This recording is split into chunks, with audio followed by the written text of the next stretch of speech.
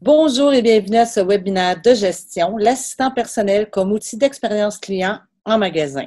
C'est une présentation du Collège ACMAT qui développe et offre des formations spécialement pour notre secteur d'activité. Mon nom est Isabelle Champagne, directrice communication et marketing à l'ACMAT et je serai votre modératrice pour ce webinaire aujourd'hui. Alors, le déroulement de la journée, en fait de la présentation, on débute 14 heures tel que promis et nous terminerons à 15 heures. Nous allons porter une attention vraiment particulière au déroulement afin de pouvoir vous libérer car on sait que votre temps est vraiment précieux. Les règles de conduite, en fait, seuls les micros et les caméras des animateurs sont activés. Les questions des participants, vos questions, en fait, vous pouvez nous les formuler par la boîte de conversation chat. Et au fur et à mesure, nous les poserons à nos intervenants au besoin.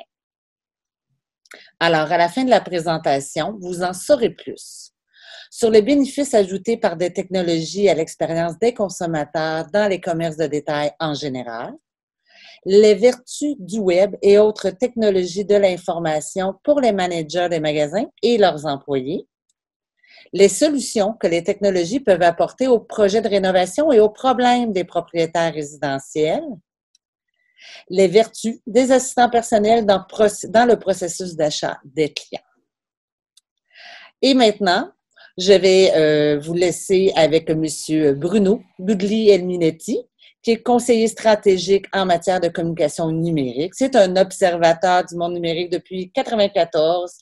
Il a, entre autres, un podcast qui se nomme Mon Carnet, où il diffuse à chaque semaine un nouveau podcast. Et il accompagne les organisations à trouver le ton juste et la bonne stratégie de déploiement pour tirer le maximum de leur présence dans l'univers numérique.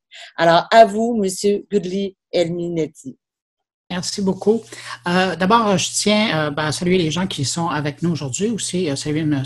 Scarfo qui va prendre la parole un petit peu plus tard.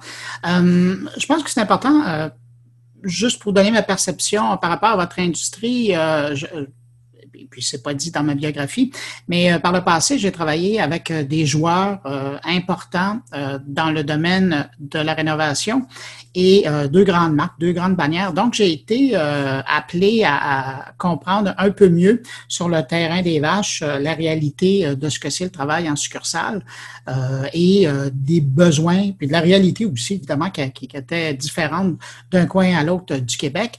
Et c'est dans ce contexte-là que je me suis un peu préparé quand on m'a contacté pour me dire que j'allais vous rencontrer aujourd'hui. Cela étant dit, je retourne à mon propos après cette mise en contexte. Faut être conscient qu'aujourd'hui, pour un commerçant, peu importe le domaine, c'est important d'aller rejoindre les consommateurs où ils sont. Et dans le cas des Québécois, on a énormément changé.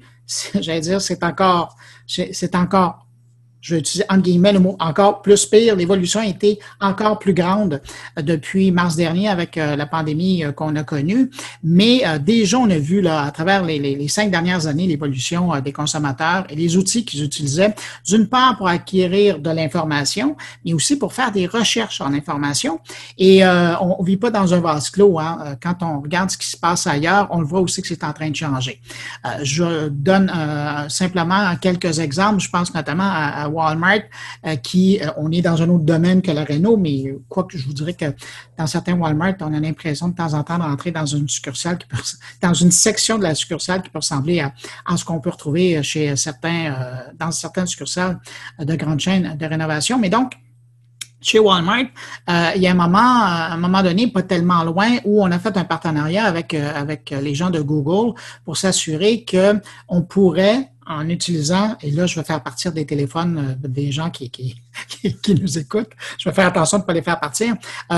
Ils ont fait donc un partenariat avec les gens de Google pour s'assurer qu'à partir du moment où un consommateur voulait utiliser l'assistant intelligent de Google, il pouvait, en donnant la phrase magique, que je ne prononcerai pas parce que je ne vais pas faire partir vos téléphones, mais que vous pourriez rentrer en contact avec Walmart. Et à partir de ce moment-là, vous pourriez commander ce que vous voulez qui est disponible dans le catalogue en ligne de Walmart. Imaginez, et ça existe. existe. Vous avez une grosse bannière comme Target qui a fait la même chose et toujours avec Google. De l'autre côté, vous avez des joueurs qui commencent à approcher les gens de Amazon. Amazon a son appareil. Amazon permet depuis longtemps de commander avec son assistant Alexa directement de son site des millions de produits pour les gens qui sont intéressés. Donc, on est dans de plus en plus des moyens de faciliter l'expérience des consommateurs qui veulent ou s'informer ou acquérir des biens. Et ça par le biais des assistants personnels. Assistants personnels qu'on retrouve dans le fond, pour le moment, je vous dirais, parce que ça va évoluer, mais pour le moment sous deux formes, c'est-à-dire ceux qu'on trouve à même les téléphones intelligents. Donc, vous pensez à l'assistant de Google, vous pensez à Siri, vous pensez à Alexa, ce sont les trois majeurs dans l'écosystème. Vous avez même d'autres téléphones Android qui ont remplacé, je pense à Samsung normalement, qui ont remplacé ou qui sont en phase de remplacer leur assistant personnel pour laisser la place à celui de Google. Donc, c'est vraiment les trois grosses plateformes qui sont sur les téléphones intelligents. Et ça, c'est immense comme marché potentiel. Puis de l'autre côté, vous avez le marché des bornes intelligentes, celles qu'on trouve chez les gens ou au bureau, pas celles qu'on trouve dans vos magasins. Mais celles-là aussi sont en émergence. Aux États-Unis, il y a vraiment une énorme sortie, percée. Du côté du Québec, quand on regarde les chiffres, il y a le CFRIO, avant de fermer ses portes au printemps dernier, qui avait regardé de ce côté-là, puis on évaluait que au temps des fêtes prochains, on serait probablement autour de 12 à 15 de taux de pénétration au Québec. 12 à 13 quand vous regardez le type de clientèle qui utilise ça, c'est probablement tous des consommateurs qui vont chez vous dans les centres de rénovation. Alors ça, il y a quelque chose, il y a une donnée importante à garder là-dessus. Et si je vous parle du rôle important des assistants personnels par rapport aux achats, c'est qu'on se rend compte que, et là, les derniers chiffres qui sont à jour, ça vient d'Adobe, 48 des internautes cherchent de façon vocale, cherchent avec une interface vocale, que ce soit à partir de leur téléphone, que ce soit à partir de leur ordinateur, que ce soit à partir de leur borne. 48 des recherches qui sont faites par la voix. Alors, si vous n'avez pas optimisé votre présence sur Internet pour que les assistants vocaux puissent vous retrouver rapidement et simplement l'information qui est là, bien, vous passez à côté d'une belle occasion. Et je me souviens, l'an dernier, j'avais été faire une conférence aux agents d'immeubles de la grande région de Québec. Toutes les bannières étaient réunies. Et le matin même, avant de me rendre pour faire la conférence pendant l'heure du midi, j'avais fait un test avant de partir et j'avais cherché pour voir s'il y avait des maisons qui étaient à vendre à Neuchâtel puis à Sainte-Foy. Et j'en avais trouvé aucune. Bizarrement, j'avais fait le test sur Internet et j'en avais trouvé plein. Plein, quelques-unes. Alors, évidemment, quand je les ai rencontrés, je leur ai demandé, ma conférence était justement sur les nouveaux outils de marketing et de positionnement auprès de la clientèle, et je leur ai fait la remarque. Et je leur ai dit, à la fin de ma petite présentation et de mon petit laïus, mais qui dans la salle va être le premier à être présent et pour s'assurer que ces résultats sont aussi disponibles lorsqu'on fait une recherche vocale et qui sont optimisés pour pouvoir sortir dans cet environnement-là. Et au sein de vos équipes, vous avez des gens qui se spécialisent au niveau de la SEO, probablement au niveau de l'Internet, au niveau des médias sociaux. Bien, il faut inclure les outils de recherche vocale parce qu'il y a aussi des codes à utiliser. Il y a un style d'écriture, il y a un style d'information qui doit être livré pour que ça soit ramassé lorsque les moteurs de recherche font des recherches. Puis vous savez, il y a la différence d'une indexation sur le web, sur Bing ou sur Google. Quand on fait une recherche par assistant vocal en mode borne, il n'y a qu'un résultat qui sort. Alors, vous voulez que ce soit le vôtre, pas celui du concurrent. Ça, c'est important. Quand vous êtes en mode de recherche avec un assistant vocal sur un téléphone, il y a quelques résultats qui vont sortir, mais normalement, la voix va vous donner le premier résultat. Alors, encore là, quelqu'un qui travaille à l'aveugle, un consommateur qui cherche une information, puis lui, il va avoir un outil où il veut avoir un matériau de travail, bien lui, il ne va pas commencer à magasiner partout. Il va demander, s'il fait une recherche vocale, c'est qu'il cherche l'information, il ne veut pas commencer à magasiner partout. Alors, il va prendre la première réponse qui va être là. Est-ce que ça sera vous? Est-ce que ça sera un concurrent? C'est vous qui avez la réponse à ça. Il y a une autre affaire aussi qui est en train de se préparer. Ça, c'est important de le savoir, toujours dans la recherche vocale et l'utilisation des assistants personnels. Et je ne sais pas si vous avez vu passer, il y a environ 1 an et demi environ, l'histoire est passée, c'est Duplex, qui est un service de Google. Et lors de la démonstration, le téléphone intelligent avait lui-même téléphoné chez une coiffeuse pour prendre un rendez-vous. Et puis après, elle va téléphoner dans un restaurant pour prendre un rendez-vous au nom du propriétaire de l'utilisateur du téléphone. L'utilisateur n'était pas du tout là dans le processus. Il a répondu que oui, il voulait avoir au départ, là, quand il a commandé à l'assistant personnel de faire la réservation pour lui, il a dit, j'ai besoin c'est pour un souper, 2 personnes, telle date, entre telle heure et telle heure. Et puis, l'assistant personnel lui a demandé, si c'est pas disponible de telle heure à telle heure, est-ce que vous êtes disponible pour y aller de telle heure à telle heure? La personne confirme que oui. À partir de ce moment-là, plus de contact. Et l'assistant personnel dit, dans 15 minutes, je vous rappelle pour vous donner des nouvelles. Pendant ce temps-là, qu'est-ce qui se passe pendant 15 minutes? C'est le téléphone lui-même, c'est l'assistant personnel sur le téléphone qui fait la recherche, qui contacte la personne. Pour le commerçant, c'est tout à fait transparent parce que c'est une voix humaine, avec un ton humain et des intonations humaines. Et ça, c'est quelque chose à faire, mais ils arrivent à le faire, qui contacte le commerçant en lui demandant des informations et en faisant la réservation. Ça, c'était il y a 1 an et demi. Aujourd'hui, au printemps dernier, pendant la pandémie, pour ça qu'on n'en a pas entendu beaucoup parler, le duplex de Google a été mis en marche aux États-Unis et en Nouvelle-Zélande. Et là, très bientôt, il sera disponible au Canada. La chance que vous avez, parce que probablement qu'il y a bien du monde parmi vous qui ne sont pas prêts pour recevoir un genre de ce type d'appel-là, la chance que vous avez, c'est que pour le moment, ça va se faire uniquement en anglais. Donc, uniquement les gens qui ont un téléphone en anglais, qui vont télécharger l'application et qui vont découvrir que l'interface est en anglais, la fonction duplex va s'activer. Mais on peut penser que d'ici 1 an ou 2, la version francophone ou canadienne-française, comme ils aiment dire chez Google, va être disponible.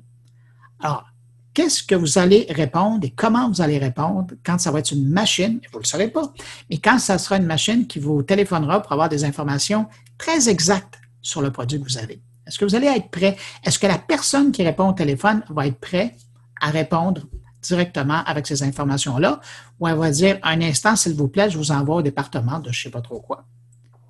Et là, il y a quelqu'un là-bas qui va prendre l'appel. On est dans un contexte où les choses évoluent très rapidement. Et c'est pour ça qu'il faut être conscient qu'on a des challenges. Évidemment, vous pourriez faire comme, j'allais dire, avant le temps de la pandémie et dire, moi, je m'occupe de mon commerce, ça va bien, on a une visibilité numérique, mais on ne fait pas vraiment vendre sur Internet, quoique c'est de moins en moins le cas, évidemment. Puis encore plus, la pandémie a aidé pour en rajouter. Mais moi, ce que je vous conseille de faire, parce que quand on parle de développement de clientèle, c'est d'aller chercher où les nouvelles clientèles sont. Les nouvelles clientèles sont dans ce type d'environnement-là et utilisent au quotidien ce type d'outils-là. Et question de vous mettre ça en perspective au Québec, je veux juste ramener quelques chiffres qui ont à voir avec l'utilisation des téléphones intelligents au Québec, toujours basés sur les chiffres du défunt CFRIO. Le 3/4 des adultes au Québec ont des téléphones intelligents. 78% des hommes, 73% des femmes. Quand on regarde l'ensemble du Québec, je vous le disais, c'est 3/4 des Québécois qui ont des téléphones. Mais quand on regarde les régions, la région où on trouve le plus d'utilisateurs de téléphones intelligents, c'est en Estrie, 83%. Les régions où on en trouve le moins, c'est le centre du Québec et la Gaspésie-les-Îles, respectivement avec 63 et 61%. Même dans les endroits où on utilise le moins de téléphones intelligents, c'est quand même plus que la moitié, 1 personne sur 2 qui possède ce téléphone-là.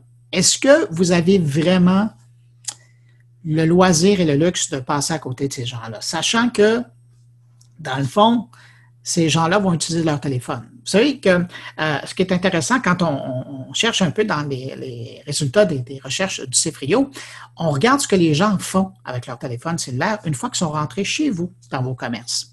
Il y en a 49% qui cherchent de l'information sur un produit.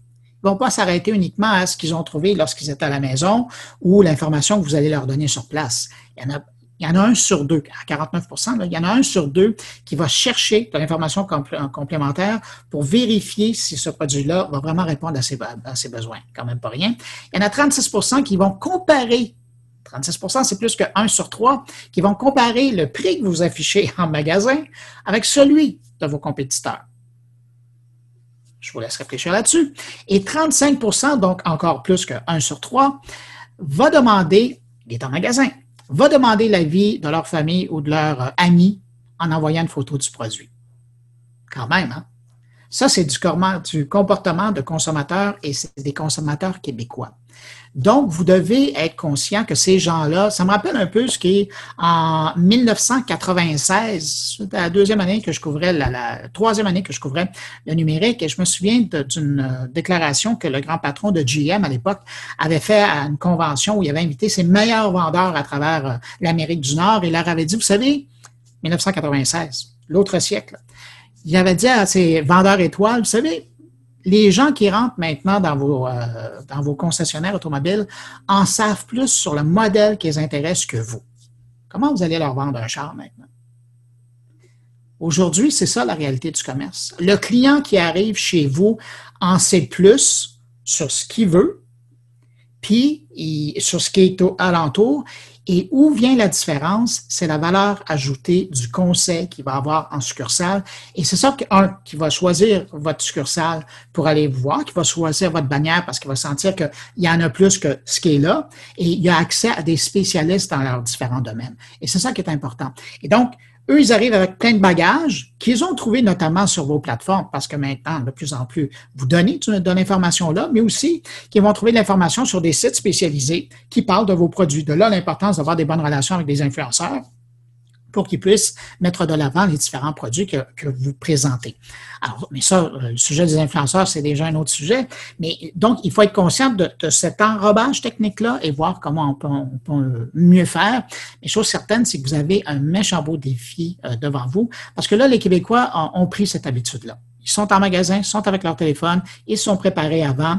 Puis là, en plus, on a une nouvelle réalité, ce sont les bornes que vous installez chez vous qui vous permettent de faire beaucoup plus. Mais ça, je laisserai mon collègue par la suite parler de ça avec vous. Alors, pour le moment, je pense que j'ai fait mes 15 minutes. Si vous voulez passer à la période prévue pour la suite, je vous écoute.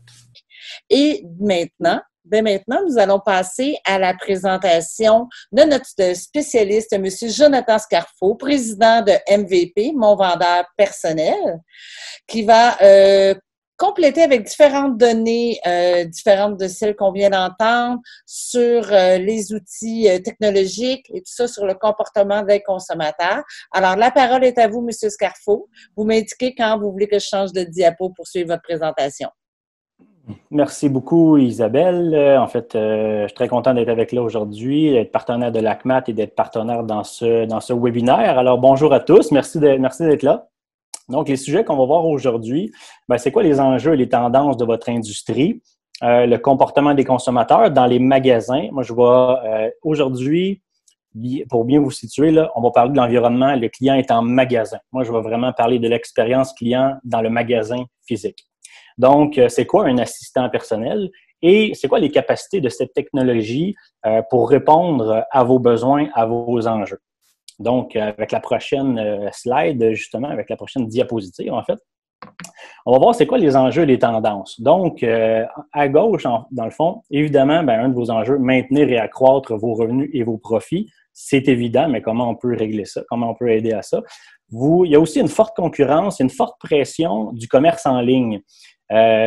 Commerce en ligne étranger, Amazon et autres, commerce local, vos compétiteurs, mais aussi peut-être le site web de votre propre bannière.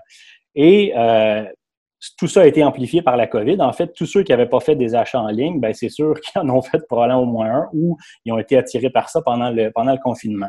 Mais ça vous gruge de l'énergie, ça vous demande du temps de réflexion, vous occupez de votre site web et donc, pendant ce temps-là, on délaisse peut-être un peu le magasin. Justement, un autre enjeu, c'est l'amélioration de l'expérience client en magasin versus la pénurie de main-d'œuvre. Est-ce que c'est réaliste de penser que vous pouvez avoir un expert dans chacun de vos départements du matin au soir? C'est assez difficile, même si vous aviez accès à beaucoup de main-d'œuvre, mais là, en plus, la main-d'œuvre est limitée. Donc, c'est pour ça que l'idéal va être de favoriser l'autonomie des clients dans le magasin. Les gens sont habitués en ligne à trouver l'information tout seuls. Pourquoi pas répéter la même chose en magasin pour que lorsque j'ai besoin d'un service humain, bien, il y ait quelqu'un qui ait le temps et le goût de me répondre. Nouvelles exigences de la COVID-19, bien, les humains doivent maintenant se distancier, doivent s'éloigner les uns des autres, mais comment on fait pour continuer à donner un excellent service dans nos magasins par rapport à ça? Puis en plus, dans vos heures de rush, dans le fond, votre nombre de clients en magasin est même limité pour la distanciation physique, mais vous, vos objectifs là, de vente puis de rendement à la fin de l'année, ils sont là quand même, on ne peut pas les limiter. Puis évidemment, à chaque fois que vous investissez dans un nouveau projet, dans une technologie, bien, vous voulez un retour sur investissement rapide, mais aussi une mise en service rapide. Côté des tendances, quelques chiffres. On parle beaucoup du commerce en ligne. Ça gruge beaucoup d'énergie. Les clients sont habitués d'avoir toute l'information rapidement, mais il ne faut pas oublier que 80% de vos ventes et plus là, dans l'industrie sont toujours faites dans les magasins. Donc aujourd'hui, je répète, je me concentre sur c'est quoi qui se passe en magasin. Quels sont les efforts que vous déployez pour améliorer l'expérience par pas juste vos clients, mais aussi vos employés dans vos magasins. Il ne faut pas oublier que 70% des gens consultent l'inventaire de votre magasin avant de se déplacer chez vous. Donc, est-ce que c'est disponible? Est-ce que c'est à jour? 50% des gens, on en a parlé avec M. Guglielminetti, 50% des gens utilisent leur téléphone dans le magasin. Donc, les gens sont habitués d'utiliser des technologies dans votre magasin. Si vous en offrez pas une, ben lesquelles ils utilisent. Tu sais. Et 30%, ben, c'est le potentiel de vente supplémentaire que vous pouvez faire en offrant une aide virtuelle dans un magasin physique. Avec la prochaine diapositive, justement, ça va teinter. C'est quoi le comportement des consommateurs? Ben, ils sont impatients. Ils sont de plus en plus impatients parce qu'ils sont habitués, lorsqu'ils font une recherche en ligne, d'avoir toute l'information en quelques secondes. Donc, ils sont habitués à des systèmes simples, des systèmes intuitifs, à ce qu'on leur suggère des produits complémentaires, alternatifs. Et donc, quand ils se présentent en magasin, ils s'attendent à ça. Et en plus, ils veulent des conseils d'un professionnel quand il y en a un disponible, puis ils veulent un service ultra personnalisé. Donc, à un moment donné, comment on fait pour répondre à toutes ces demandes-là en magasin? Bien, une des façons, c'est d'offrir un outil numérique dans vos magasins. On va en parler justement dans la prochaine diapositive. Un outil numérique, c'est quoi un assistant personnel? Quand je réfléchis à ça, c'est quoi? C'est un outil numérique qui sert à aider on va voir quelques exemples ensuite, mais ça sert à aider les clients et les employés dans vos magasins. Trouver la description des produits, la localisation des produits dans le magasin. C'est quoi la disponibilité, les couleurs, la taille? Est-ce que c'est un produit local? Est-ce que c'est un produit qui est bien fait ici? Cette information-là, je la retrouve souvent sur Internet, mais quand je suis rendu dans le magasin, c'est souvent plus difficile à chercher. Les assistants personnels aussi donnent des fonctions souvent, ils permettent de faire aux clients de concevoir des listes d'achat, des listes de produits favoris pour rien oublier en magasin, pour faire suggérer des choses. Il y a aussi des fonctions de facilitation, on va le voir un peu plus tard, mais pour accélérer le passage aux caisses, pour éviter les goulots d'étranglement. Puis quand on parle d'aider les clients et les employés, c'est pas seulement les employés caissiers, caissières, vendeurs, vendeuses, mais c'est aussi les gérants, les directions de magasins, la direction des chaînes, le service marketing d'un magasin, le service marketing d'une chaîne peut se servir avec toutes les données recueillies par les mots-clés recherchés par les clients en magasin. C'est une mine d'or pour le service marketing d'utiliser ça par la suite. On peut effectivement retourner à la prochaine diapositive. C'est quoi des exemples d'assistants personnels? C'est quoi la forme que ça peut prendre? Ben, une forme assez connue, c'est la borne interactive. Exemple chez McDonald's, quand il y a trop une longue file à la caisse, puis je sais un peu ce que je veux, je n'ai pas besoin de conseils ou de suggestions, je peux passer directement à la borne, commander mes trucs, puis accélérer mon passage. Dans tous les Tim Hortons, maintenant, on voit ça. Vous en avez vu souvent chez Patrick Morin, ou si vous avez visité le Rona Anctil à Magog ou le Rona Iberville à Saint-Jean-sur-Richelieu. Mais il y a maintenant ce type de borne pour souvent accélérer le service au comptoir des matériaux, par exemple. On va en reparler un petit peu plus tard. Évidemment, un assistant personnel, ça peut prendre la forme d'une application mobile qui est téléchargée sur les téléphones intelligents, sur les tablettes. Donc, le client est en magasin. 1 sur 2, on l'a dit tantôt, a son téléphone. Bien, l'assistant, l'application mobile est dédiée au service sur son téléphone. Il y a aussi plusieurs systèmes de communication comme Facebook Messenger, des systèmes d'envoi de messages textes, de notification aux clients pour les assister dans leur magasinage. On peut aussi inclure souvent les caisses libre-service qui aident justement le client paye tout seul, ça accélère le passage en caisse, mais c'est sûr que ça prend beaucoup de pieds carrés dans le magasin, puis il y a un gros investissement à faire au départ. Et il y a en terminant aussi des systèmes de géolocalisation qui permettent de repérer la position des clients et des marchandises en magasin. Ça peut aller jusque-là. Excuse-moi, Jonathan. Oui. Je vois sur la photo qu'il y a un distributeur de Purell sur la borne. Est-ce que c'était là avant la pandémie ou justement vous avez adapté vos bornes dans le but du respect des mesures sanitaires?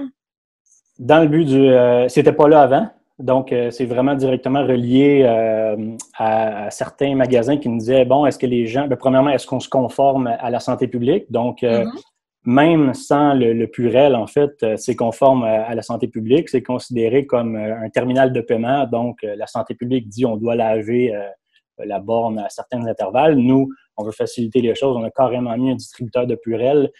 Les gens se lavent les mains de toute façon à l'entrée du magasin. Puis en plus, en fait, on a fait le test. C'est même pas 100% des clients souvent qui utilisent le Purell, mais on prend pas de chance, on met ça là, puis ça fait un distributeur de plus même dans le magasin. Excellent. Merci. On peut déjà passer à la prochaine diapositive. Dans le fond, c'est quoi les bénéfices d'un assistant personnel reliés aux enjeux qu'on a parlé un petit peu plus tôt? Un premier bénéfice, c'est de rendre les clients autonomes dans le magasin. Exemple d'une borne. On a vu une borne juste avant. Donc, cette borne-là, on l'a installée, entre autres, dans un comptoir des matériaux. Souvent, les problématiques que les gens nous disaient, c'est, bon, au comptoir des matériaux, il y a souvent des lignes d'attente parce que, bon, il y a des gens qui ont besoin de conseils, mais il y a aussi des gens qui ont besoin de juste quelques 2x4. C'est des entrepreneurs qui viennent, mais ils sont obligés d'attendre quand même en ligne. Donc, ça crée des files d'attente.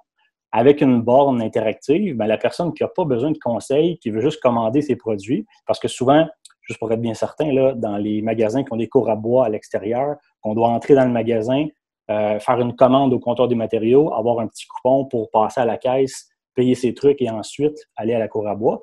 Comment on peut accélérer ça? Avec une borne, les gens cliquent « Je veux 14 2x4, des sacs de terre », le coupon sort après la borne et on va payer. Et donc, la personne reste moins longtemps.